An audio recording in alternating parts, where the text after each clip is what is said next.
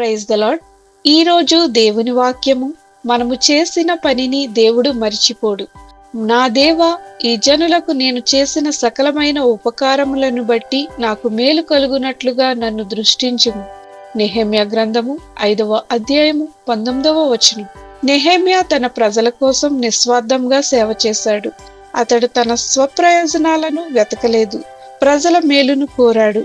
తన సేవకు మనుష్యుల ప్రశంసను ఆశించకుండా, నా దేవా నన్ను దృష్టించుము అని దేవుని వైపు చూచాడు. అతనికి తెలుసు, మనుషులు మర్చిపోవచ్చు, కానీ దేవుడు తన కొరకు చేసిన ప్రతి సేవను ఎప్పటికీ మర్చిపోడు. మన జీవితంలో కూడా మనం చేసే మంచి పనులకు కొన్నిసార్లు గుర్తింపు రాకపోవచ్చు. మన సేవను కొందరు అర్థము చేసుకోకపోవచ్చు. అయినప్పటికీ నిరుత్సాహపడకూడదు. ఎందుకంటే దేవుడు మన హృదయాన్ని, మన ఉద్దేశాన్ని, మన సేవను చూస్తాడు.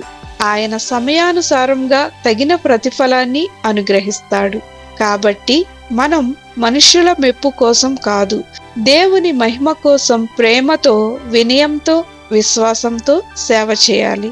దేవుడు నిస్వార్థ సేవను ఎన్నడూ మరిచిపోడు. మనుష్యుల ప్రశంస కంటే దేవుని మెప్పు గొప్పది. ప్రేమతో చేసిన ప్రతి ఉపకారం దేవుని దృష్టిలో అమూల్యమైనది. సేవలో విశ్వాసంగా నిలిచిన వారిని దేవుడు ఆశీర్వదిస్తాడు. ప్రార్థన. ప్రభువైన యేసు, మనుష్యుల ప్రశంస కోసం కాదు, నీ మహిమ కోసం సేవ చేసే హృదయాన్ని మాకు అనుగ్రహించండి.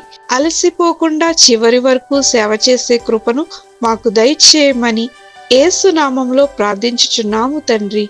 ఆమేన్.